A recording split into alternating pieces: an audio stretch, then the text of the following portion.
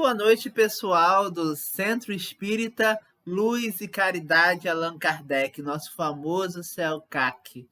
É uma felicidade enorme poder mais uma vez estar na casa de vocês, né? Visitando cada um, para falar um pouco sobre o Espiritismo, né?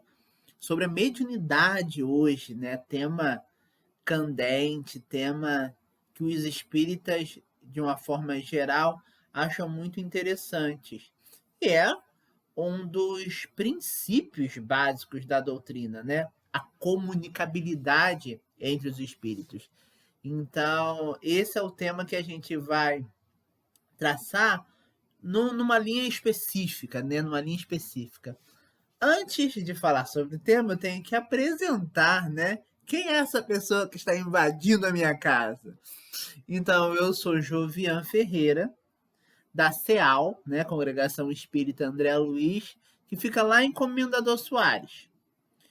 Eu trabalho no SEU, né? Que é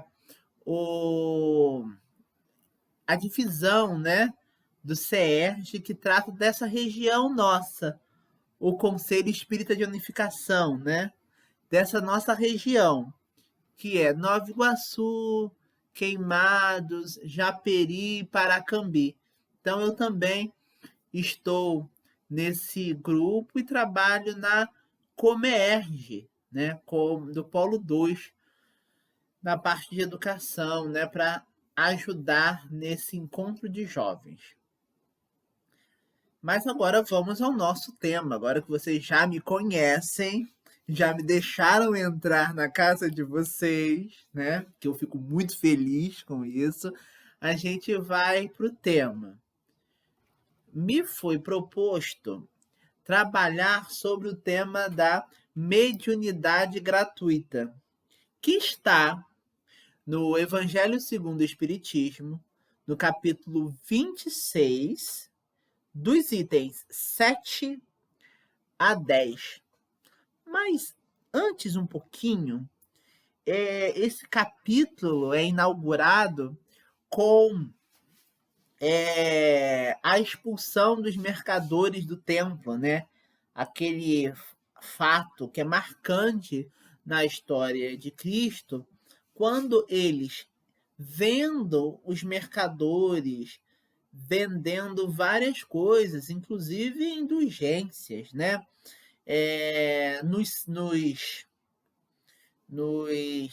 templo, ele expulsa os mercadores, dizendo que ali não era o lugar de mercado, né? E aí, quando a gente fala em religião, em lugar de ligação com Jesus, em especial os cristãos, precisam ter isso em mente, né? Porque essa é uma mensagem de Cristo. Tem uma passagem que fala assim, no próprio Evangelho, né, nessa parte. Deus não vende bênção, nem o seu perdão, nem entrada nos reinos dos céus. Não tem, pois, o homem direito de estipular preço. Né? Essa é uma das falas de Jesus nessa passagem dos mercadores que são expulsos do templo. Agora, quando a gente fala sobre mediunidade gratuita, a mediunidade é um dom que cada um de nós recebeu. Né? Alguns têm uma mediunidade mais ostensiva, outros têm uma mediunidade mais básica, né? Mais, como que eu posso dizer, natural, né? Então, esses que têm uma mediunidade mais ostensiva, que eu acho que o tema vai mais diretamente para esse grupo de pessoas, eles recebem gratuitamente essa oportunidade de ser intérpretes dos espíritos, né? E mostrar o caminho do bem, mostrar o caminho que se conduz à fé. Aí está o grande trabalho do médium.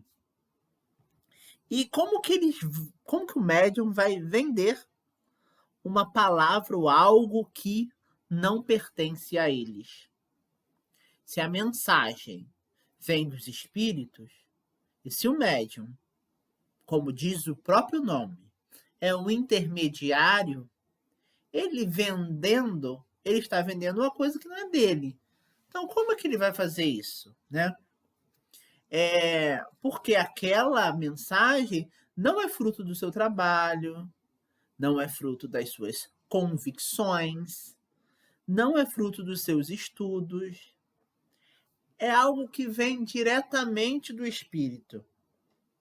Então, os créditos cabem aos próprios espíritos. Eu acho que os espíritos mesmos não precisam de dinheiro, né? Estão ali para uma outra coisa. Tem nesse intermédio um outro objetivo, né? Tanto clarear uma via quanto pedir um auxílio para que a sua própria via possa ser clareada, né? E Deus quer que a luz chegue a todos. Para chegar a todos, ela não pode ter valor, né? Porque senão, como as pessoas que não têm tanto dinheiro vão receber essa luz? Seriam os mais pobres, então, privados da luz do Senhor? Olha que coisa interessante. Será que depois, né, a pessoa poderia alegar que não tem fé porque não teve dinheiro para comprar essa fé? Ou não teve quem pudesse garantir essa fé?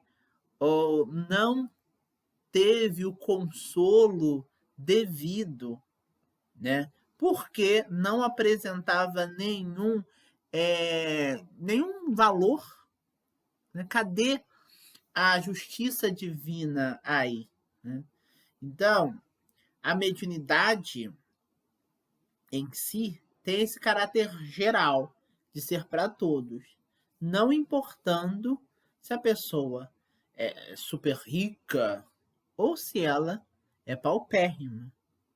A ela também é devido receber essas mensagens da espiritualidade.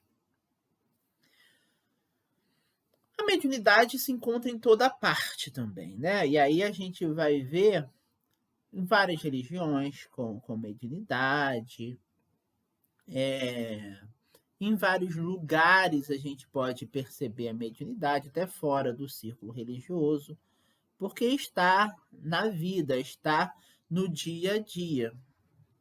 E vamos pensar no compromisso que os espíritos, esses espíritos que são emissários de alguma informação importante, né?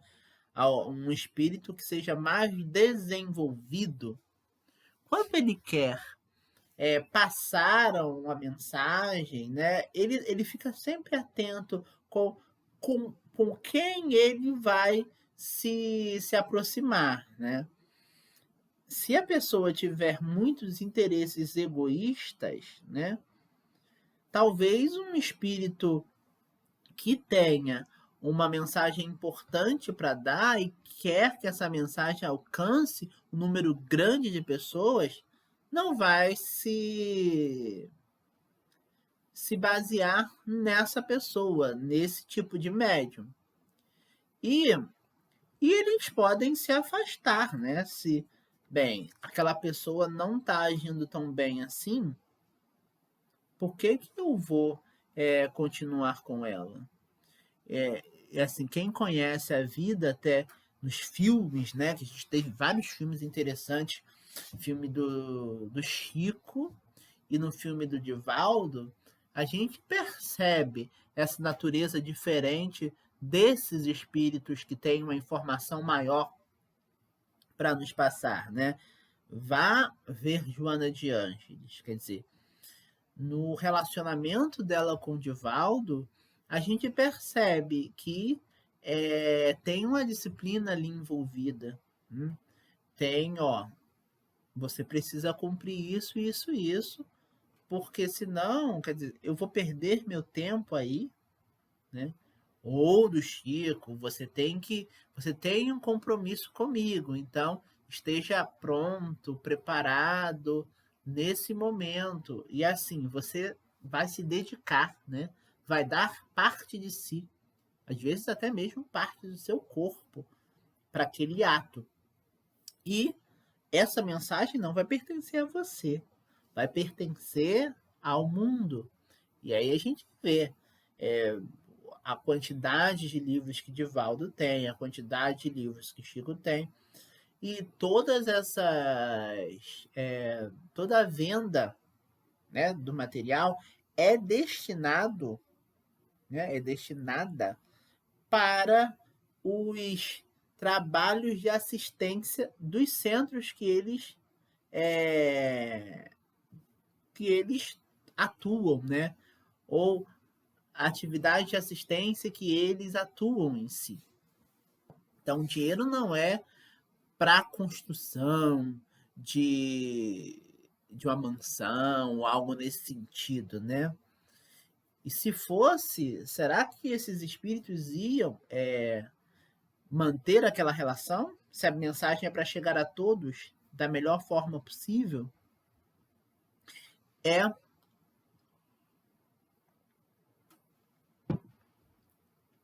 Se a gente pensar nessa de vender as mensagens ou estipular o momento que o espírito vai se manifestar, a gente está quase que profanando evocações por dinheiro, né? Quer dizer, eu vou, a partir de agora, né? Eu vou chamar o espírito tal porque ele vai se manifestar para falar, né? É, vamos imaginar alguém que chega com uma demanda ao médium e quer falar com. Eu preciso falar com o Francisco de Assis urgentemente. E aí esse médium fala: não, pode deixar. Vem aqui que a gente vai falar com o Francisco de Assis. Quer dizer, será que Francisco de Assis não tem outra coisa mais importante? Às vezes a pergunta dessa pessoa é pergunta: devo eu seguir o caminho Y ou X? Onde, né, a pessoa precisa encontrar isso. Quer dizer, será que esse espírito mais desenvolvido vai querer esperar, né? Vai gastar o seu tempo ali? Será que ele não tem o tempo todo descrito? O que vai fazer em cada momento? Quer dizer, como se eu tivesse o poder de escolher o momento que o espírito vai se manifestar, né? Isso abre uma porta, né? Uma porta enorme para que nessas vendas ou nessas manipulações, né, de espíritos, apareçam espíritos levianos, brincalhões, e se aproveitem daquele momento. E inventem até coisas, né? Porque eles fazem isso. E é assim, qual é a verdade nisso? Qual é o compromisso com a verdade desses espíritos, né? Brincalhões? Nenhum. Ele está ali para brincar, para criar uma chacota. E acaba que a pessoa que recebe, às vezes recebe aquilo como se fora uma mensagem a ser observadas com unhas a ferro e fogo, com unhas e dentes, né? Então, é um alerta para a gente nessas buscas, né, de, de respostas urgentes de espírito X e o Y através de médiums, né? Como assim? Através de médiums, ainda mais às vezes envolvendo dinheiro. Sabe o que me lembrou? Veio aqui a mente, na verdade, quando eu estava lendo, já me veio e agora voltou. Se vocês lembram de Ghost, do outro lado da vida, que é o Goldberg, ela, ela faz mais ou menos isso, né? Alguém chega, né, a ela e ela fica inventando que tem um espírito ali e que o espírito quer comunicar. E aí começa a inventar, né, várias coisas do espírito, até que ela é quase que atravessada pela mediunidade fato, né? E aí ela percebe que não era bem assim, não era bem aquilo que ela queria, né? Ela queria se aproveitar financeiramente de um ato dito, né, mediúnico. Nas comunicações sérias, né, se percebe algo diferenciado até mesmo no médium.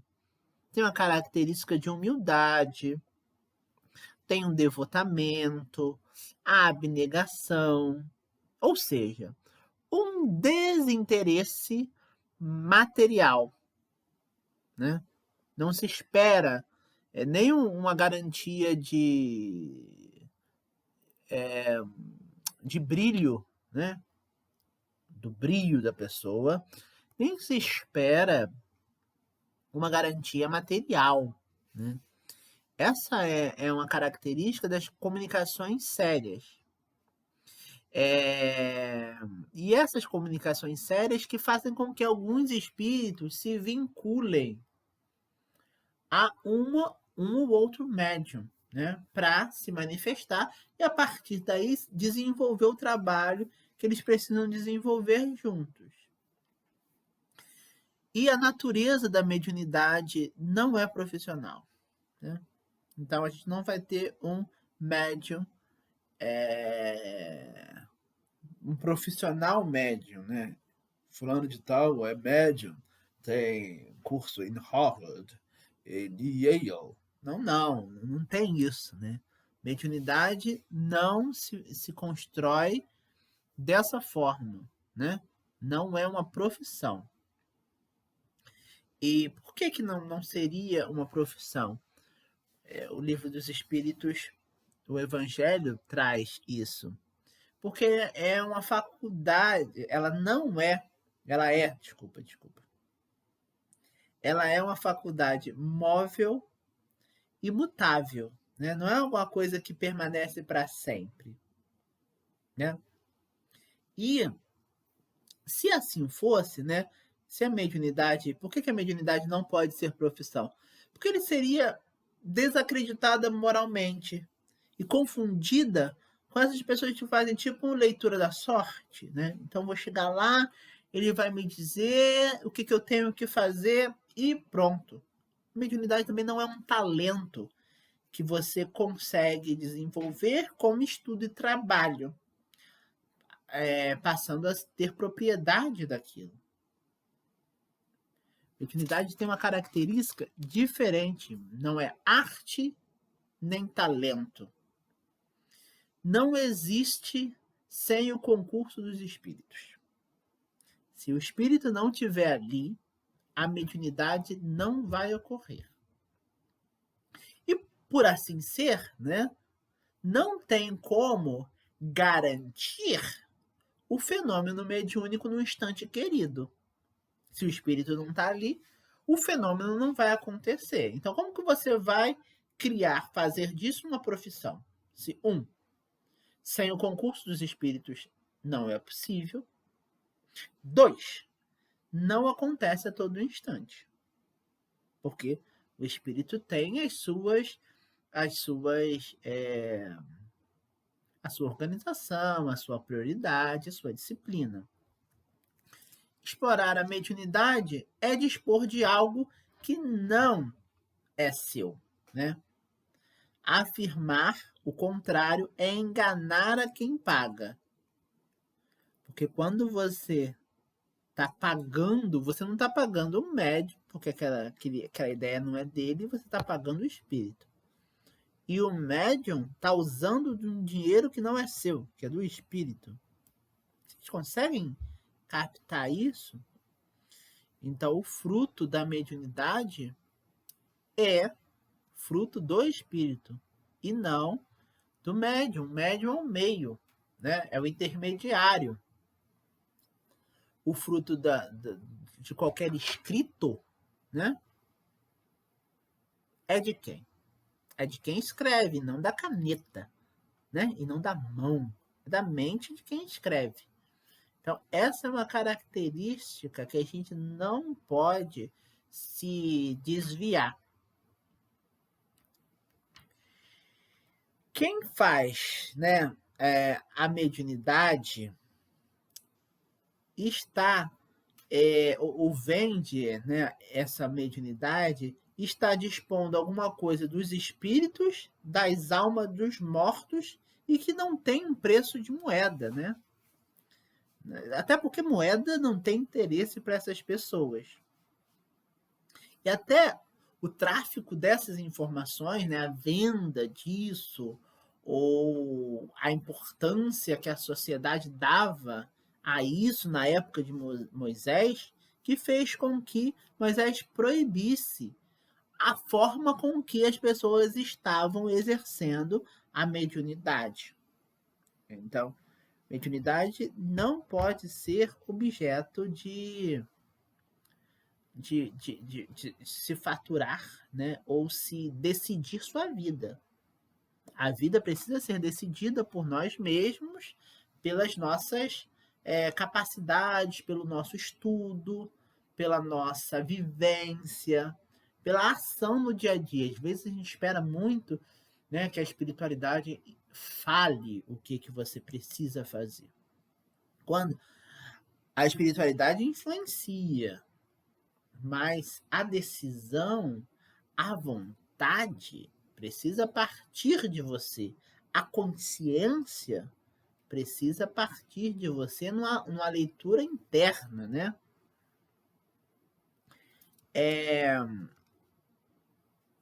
O Espiritismo, então, dá à mediunidade um lugar de missão. O médium é um missionário. É alguém que tem como objetivo de existência, de vida, levar a informação dos espíritos. E é uma missão muito importante, uma missão muito bonita quando bem exercida, uma missão difícil, né? Se a gente vê a literatura espírita sobre o tema, a gente vai perceber que muitas pessoas, né, que se dedicaram ou planejaram, na verdade, ter como missão a mediunidade e depois falha, seja porque não exerceu devidamente, seja porque parou de exercer, largou, ou exerceu, né, de uma forma mal, se arrependem muito, porque aquela era uma oportunidade única e uma oportunidade de desenvolvimento enorme dele. Quando um médium recebe uma mensagem, a mensagem vem para ele também, né? É alguma coisa que vai bater no coração dele. Apesar de ser um intermediário disso, né? Isso passa por ele, passa por suas percepções, passa por sua vida, né? Pela sua mente e a partir daí atravessa a sua vida. Então ele pode decidir várias outras coisas a partir desse encontro com a espiritualidade. E a mediunidade é algo santo, né? Algo super que deve ser super valorizado, não no lugar de colocar o médium no pedestal. Não é disso que a gente está falando. Todos nós somos médios, os médios têm a sua importância. Na casa espírita, todos têm sua importância, desde o médium até a pessoa que trabalha na cantina, passando pela pessoa que trabalha na limpeza, passando pelo outro que trabalha na educação. Todos ali fazem parte de um concerto fundamental para a manutenção da casa espírita, né? E a mediunidade também está aí, está numa relevância, num lugar igual, mas é uma missão santa que a pessoa que recebeu deve utilizar da melhor forma possível. porque é um missionário, é um missionário da luz, um missionário que vai levar essa luz à frente. Para vocês perceberem a santificação dessa categoria importante de missão que a gente tem da mediunidade e como tratar com mercadoria é perigoso, imaginemos um médico.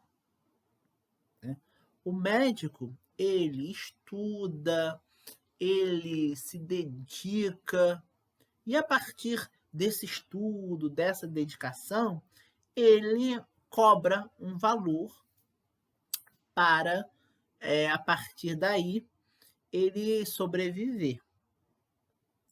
Alguém que trabalha com magnetismo também doa da sua energia, né, para, às vezes até mesmo da sua saúde, para ajudar alguém, né, um magnetizador. Então, vamos pensar se ele doa a sua energia, então ele também poderia cobrar. Mas vamos pensar no médium de cura.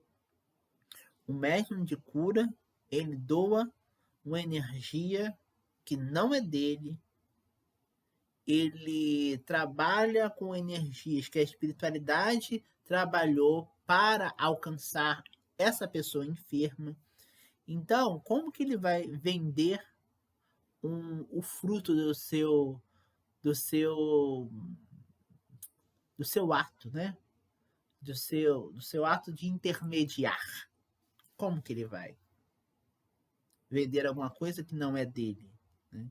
Jesus mesmo e os apóstolos, durante todo o evangelho, né, doa essa mediunidade de cura, inclusive. Né? Quantos Jesus curou? Vários. Quantos Jesus exigiu pagamento? Talvez o pagamento de Jesus estava sempre na consciência daquele que recebia, né? Vá e não peques mais. E não me dê X ou Y moedas. Não era disso que se tratava, né? Então, buscar recursos na mediunidade não é o lugar. Mediunidade é o lugar de santificar, de se doar, de aprender e de construir uma humanidade melhor, né? Afinal de contas, a mensagem é de luz e a luz chega à coletividade de alguma forma. Por mais que às vezes só alcance um, esse um que se sente melhor, ele passa a energia para o outro, para sua família, esse outro passa para outro e fica nessa corrente do bem. Quem já assistiu esse filme, né, entende muito bem isso que eu estou dizendo, e eu recomendo que você que não assistiu, nessa pandemia em casa, assista Corrente do Bem, que super vale a pena. E tem uma última frase que eu achei muito importante da gente ressaltar do Evangelho, que diz assim: os espíritos levarão em conta o devotamento e os sacrifícios, ao passo que se afastam do que esperam fazer deles uma escada por onde suba. Então, se você exerce a mediunidade ou qualquer atividade na casa espírita, esperando ser ela uma escada, atenção. Porque provavelmente a espiritualidade percebe isso. Percebendo que você não está tratando bem essa oportunidade, até mesmo para te preservar, ela pode não mais estar ali para te ajudar. E como a gente passou, a mediunidade é uma coisa que pode ser retirada de alguém, né? A pessoa passa a não ter mais aquele contato mediúnico, às vezes por um mau uso. E o que os espíritos contam, né, esperam e aí se vinculam mais fortemente, é o nosso devotamento e os sacrifícios que a gente faz, né? O sacrifício para ajudar o outro, os sacrifícios para domar as más inclinações, o sacrifício para levantar todo dia e buscar nova forma ou novas razões, né, para viver. E nesse momento que a gente está, né, de Setembro Amarelo, viver precisa ser mais analisado por nós, né? Essa oportunidade única e oportunidade fundamental para que a gente vá se desenvolvendo, que a gente se desenvolve mesmo, né? Encarnados. A maior parte das nossas conquistas espirituais, morais, principalmente, se dão no contato com o outro encarnado, né? No dia a dia. Então, que nós consigamos, nesse contato com o outro, nos desenvolver. Se a gente precisar de ajuda, o outro está aí para ajudar. Possamos nós também pedir essa ajuda ao outro. Então, é essa mensagem que eu queria deixar para vocês. Espero que vocês tenham gostado. Foi uma felicidade, ou é uma felicidade, sempre poder conversar com vocês. Eu deixo um abraço forte, um beijo enorme e um agradecimento perene por essa oportunidade. Tudo de melhor. Muito bom estar na casa de vocês. Um beijo e vamos que vamos. Vamos junto, pessoal. Abraços.